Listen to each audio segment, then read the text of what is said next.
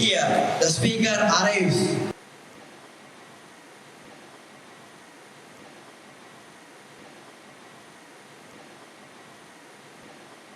Namaskar, Namaskar, Namaskar. Honorable members, a very good morning to all of you, and I welcome you all to the 35th Regional Youth Parliament session. And I hope the session will be fruitful. We begin today's session with oath or affirmation of our newly elected members. Secretary General, please. Srimati Tanushka Desai, who stand elected from the Palni constituency of Rajasthan, will now take the oath or affirmation. Madam, please. Madam, do you want to take the oath or affirmation? Oath, please. In which language would you like to take the oath? In Hindi, please.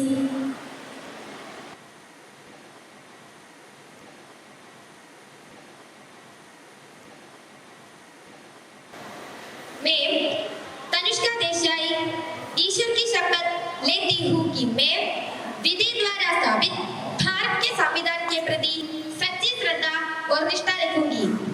मैं भारत की प्रभुता और अखंडता बनाए रखूंगी और जिस पद को मैं ग्रहण करने वाली हूँ उसके कर्तव्यों का श्रद्धापूर्वक और शुद्ध अंतःकरण से निर्वाह करूंगी।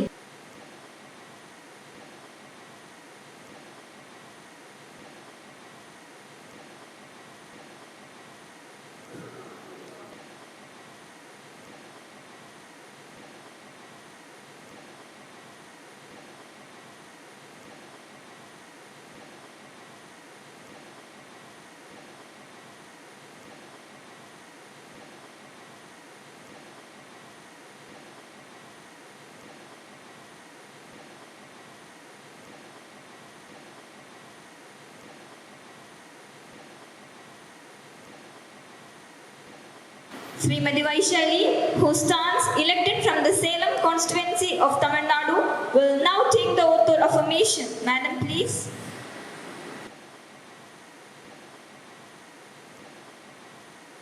Madam, do you want to take the oath or affirmation? Oath, please. In which language would you like to take the oath? In Tamil, please.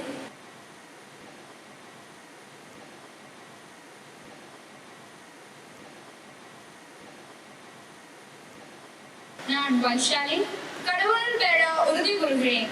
இந்தியாவின் அரசியலமைப்புக்கு உண்மையாகவும் நம்பிக்கையாகவும் இருப்பேன்.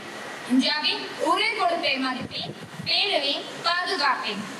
அரசியலமைப்பின் விதிகளின்படி நேர்மையுடனும் உண்மையுடனும் செயல்படுவேன். இந்தியாவின் முழுமையான தன்மையை பராமரிக்க பாடுபடுவேன்.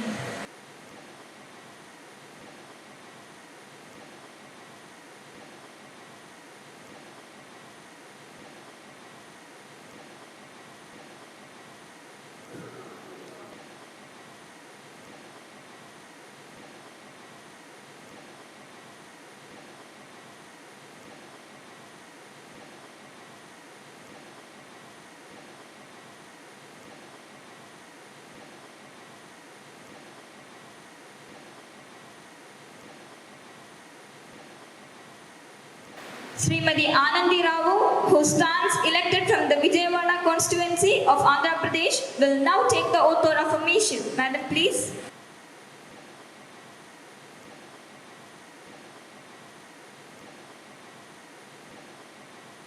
Madam, do you want to take the oath or affirmation? Oath, please. In which language would you like to take the oath? Telugu, please.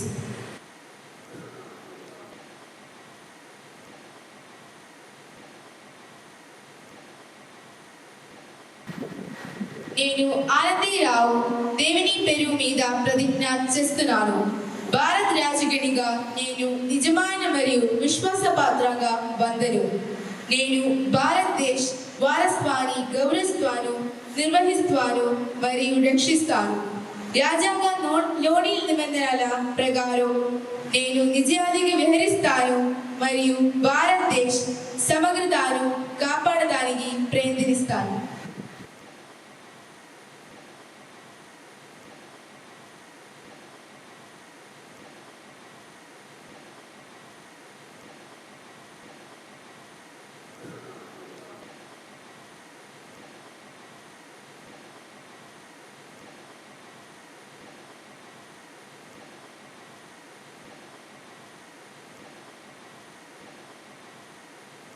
Sri Ajay Rajput, who stands elected from the Rajkot constituency of Gujarat, will now take the oath of affirmation. Sir, please.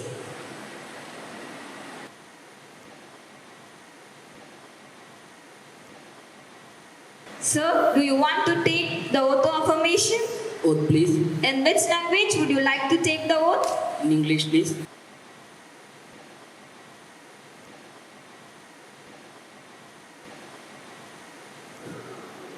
I, Ajay Rajput, having been elected a member of House of People, do swear in the name of God that I will bear true faith and allegiance to the Constitution of India as by law established, that I will uphold the sovereignty and integrity of India, and that I will faithfully discharge the duties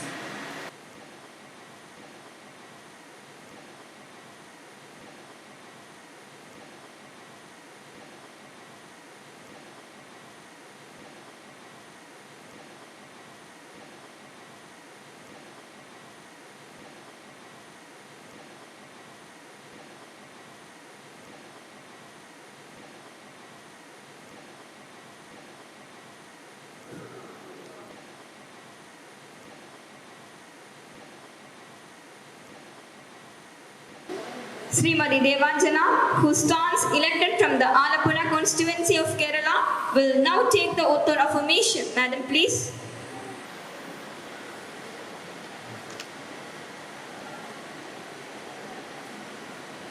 Madam, do you want to take the oath of affirmation? Oath, please. In which language would you like to take the oath? In Malayalam, please.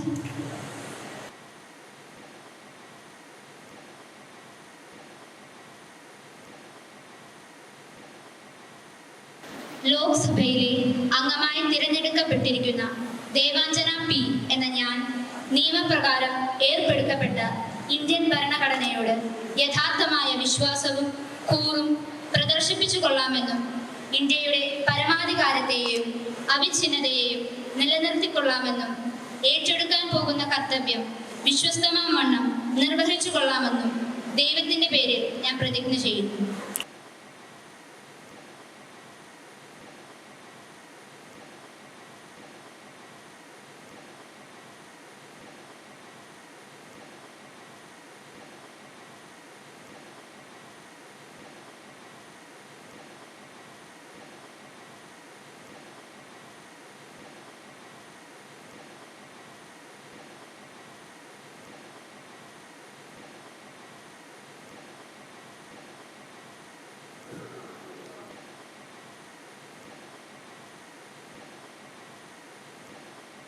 Srimati Riyan Singh, who stands elected from the Jalandhar constituency of Punjab, will now take the oath of affirmation. Madam, please.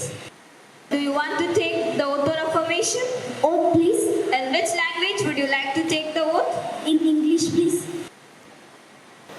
I, Riya Singh, having been elected a member of House of People, do swear in the name of God that I will be true faith and allegiance to the Constitution of India as by law established, that I will uphold the sovereignty and integrity of India, and that I will faithfully discharge the duty.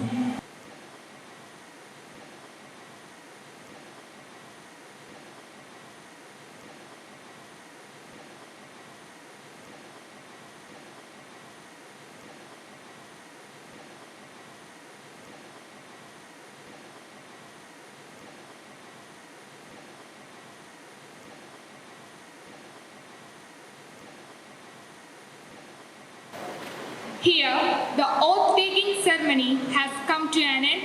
Thank you all.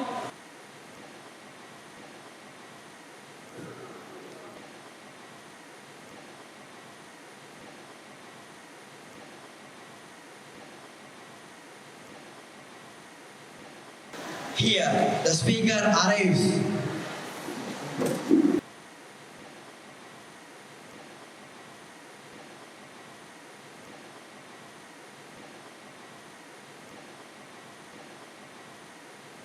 Good morning, everyone. I welcome you all to the question hour session. I hope the session will be a fruitful one as we discuss the important matters concerning our nation. Moving on to the first question. Question number 301, Srimati Shafia, Honorable Member of Parliament. Please come forth with your query. Thank you, Honourable Speaker. May I be pleased to know about the plans of the government to ensure equitable funding for schools in disadvantaged areas, and how can the government reduce the financial burden of parents for school expenses? Thank you. Honorable Minister of Education, please. Thank you, Honourable Speaker, ma'am. As our government gives due importance to education, a large percentage of budget has been allotted to education, ensuring equitable funding for schools. And our government offers competitive grants and scholarships to schools and students, encouraging excellence and supporting those in need. Thank you, ma'am. Are you sure whether it is reaching the deserving hands? Order. MPs are requested to maintain decorum. Honorable Minister of Home Affairs, what do you have to say on this? Thank you, Honorable Speaker. To ensure whether it is reaching the deserving hands, regular audit is being conducted frequently to monitor fund usage. The funds are directly distributed to schools to reduce the interferences of other intermediaries. A clear outline of funding, allocation, expenditure is being done to make it easily accessible to public. Any further questions? I hope the members are satisfied with your answer. So shall we move on to the next question? Question number 302, Srimati Adia, Honorable Member of Parliament. Please come forth with your question. Honorable Speaker, thank you for allowing me to use this opportunity. I'll be more grateful if the Minister of External Affairs be pleased to state. India stands in Russian-Ukraine war, and India is buying oil from Russia, which leads to the Western countries alleging that India is indirectly funding Russia. Ma'am, this is a serious allegation because it is questioning our commitment to world peace and our position as the biggest silence in the world. I would like to know the government's view on this. And what is the percentage of oil imports from Russia at present? Thank you, ma'am. Honorable Minister of External Affairs, please. Ma'am, India had already expressed our stance in Russian-Ukraine war. Our stance is sound and clear. We are against any aggression from the foreign soil across the border. We seek all countries to add the UN Charter and sovereignty of nation. Wars are not the answer for the problem. Diplomacy and dialogue, that's the only way to solve this war. This has been stated in India many a time, not only in Russia and Ukraine, but in many international forums. Honorable Speaker, as response to the second point raised, I want to state that our first priority is neither Russia nor Ukraine nor any Western countries. Our first priority is 140 crore people of this nation.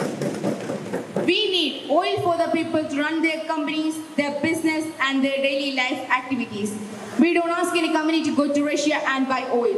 If oil is available at a discount rate, we are not stopping there. Is that funding Russian war? Europe has been buying oil from Russia to administer this war. Are they not funding Russia? So, that issue is quite irrelevant as far as we are concerned. Honorable Speaker, as response to the third query, I want to state the percentage of oil import from Russia at present is 40% of all India's oil purchase. Thank you, ma'am. Any further questions? Moving on to the next question. Question number 303, Srimati Ashiga, Honorable Member of Parliament. Please come forth with your question. Thank you, ma'am. My query is to the Honorable Minister of Health. Ma'am, what measures have been taken to address the shortage of healthcare profession in rural areas? And how is the ministry assuring equitable healthcare services for a marginalized community? Thank you. Honorable Minister of Health, please. Thank you, Honorable Speaker. In every 3 kilometers, community health centers have been established and also well-trained workers are deployed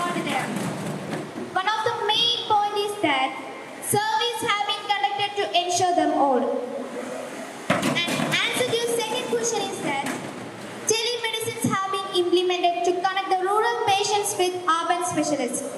In the past 2 or 3 years, we have been severely affected by the spread of epidemics such as Nipah, dengue, H1N1, etc., which has created great concern for the society. Somebody have to say Silence. Madam. Thank you, ma'am. It is very unfortunate that in the last 2 or 3 years we were affected with epidemics and also strict measures were provided to prevent the further spread of it. Vaccination programs were enhanced, contact tracing was implemented to prevent the further spread of it. Awareness and education campaigns were conducted to educate the public. Any further questions? I hope the members are satisfied with your answer. So shall we move on to the next question? Question number 304, Srimati Devananda, Honorable Member of Parliament. Please come forward with your question. Thank you, ma'am. Ma'am, my query is to the Minister of Environment, Forest and Climate Change. And my question is, how is your ministry supporting climate change research and development in India? Thank you. Honorable Minister of Environment, please. Thank you, ma'am. We are not just providing funds. We are creating a revolution in climate change solutions. We are investing in cutting-edge technologies and providing high-grade research databases. We are forging global partnerships to make India a #1 leader in climate change solutions. Ma'am, it's not about adaptation. It's about setting a future agenda. Thank you. Any further questions? Thank you, ma'am. What steps were taken to address the issue of our pollution in urban areas, particularly in cities like Delhi and Mumbai? Silence. For further clarification, may I request the Environment Minister to continue. Thank you, ma'am. Sir, let me make it crystal clear. Air pollution is not just a problem. It's a battle we are currently fighting against. We are charting the transition into a cleaner world by promoting the use of electric vehicles and setting strict emission standards. While the opposition can talk, we are taking strict action because talk without action is just noise. A clean future is not just a dream. It's a reality that we are actively creating. Thank you. No more supplementary questions. Moving on to the next question. Question number 305, Honorable Member of Parliament, Srimati Shasiya. Please come forward with your query. Thank you, Honourable Speaker. May the Honourable Minister of Finance be pleased state the inflows of FDI, foreign direct investment, to India over the last 5 financial years and how important FDI is in the growth of our economy. Thank you. Honorable Minister of Finance, please. Thank you, ma'am. The FDI, foreign direct investment, plays a crucial role in our economic development. And as I have only one thing to say to the opposition, that you need updation because I have provided these details about FDI to you. Now, as a response to the second part of Honorable Member's question, I would like to say the FDI plays a crucial catalyst in our economic development. These transactions are undertaken by the country's individuals, groups, or government in other entities or positions. It brings more financial resources for economic development. It brings more technologies, skills, and knowledge for the people in our country. It even generates more job opportunities for the people in our country. Needless to say, it brings a more competitive business environment in our country. Ma'am. Any further questions? I hope the members are satisfied with your answer. So shall we move on to the next question? Question number 306, Srimati Ashtami, Honorable Member of Parliament. Please come forth with your question. Thank you, Honourable Speaker. Will the Minister of Tourism be pleased to state my query? Ma'am, during COVID-19 pandemic, tourism in India underwent disastrous setback. That's understandable because we were not only the nation which went through such desperate times. Ma'am, I would like to know how the tourism growth is now and what is the expected outcome in future. Thank you. Honorable Minister of Tourism, please. Thank you, ma'am. We all know that the tourism industry was badly hit during the COVID-19 pandemic. Not only only in India but also worldwide. I want to state here that India is strongly recovering and emerging as a favorite tourist destination. The number of tourist arrivals in India is increased to 6.44 million in 2022 as compared to 1.52 million in 2000. It shows a growth of more than 320%. The international tourist arrivals in India is projected to reach the US dollar 125 billion by the financial year 2027. Now, the international tourist arrivals in India is expected to reach 30.5 million by 2028. Thank you, ma'am. Any further questions? Then moving on to the next question. Question number 307, Honorable Member of Parliament, Sri Vinayak. Please come forth with your query. Thank you, Honorable Speaker. Will the Minister of Defence be pleased to state my query? Sir, most part of our country's border between China are still inaccessible, leading those parts to become a heaven for intruders and the country's enemies. What infrastructure development is done in those areas so that the people living there can have a better and protected life? Thank you, ma'am. Honorable Member of Defence, please. Thank you, Honorable Speaker. Now, the infrastructure development of India-China border has been very slow in past, but we through VVP, Vibrant Village Program Phase 1 has 4.800 crore rupees, including 2,500 crores for roads alone. Certainly, a sponsored scheme budget for the financial year 2022-23 to the financial year 2025-26. A 3-year period comprehensively developed 662 villages with a population of 142,000 on the Indian-China border in the states of Arunachal Pradesh, Sikkim, and the Himachal Pradesh and the Union Territory of Ladakh. This scheme will cover 2,967 villages or 90 border districts.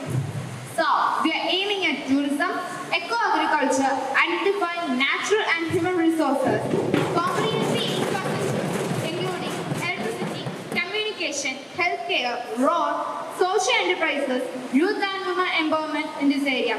Thank you, ma'am. No more supplementary questions. Moving on to the next question. Question number 308, Sri Giridhar, Honorable Member of Parliament. Please come forth with your question. Thank you, Honorable Speaker.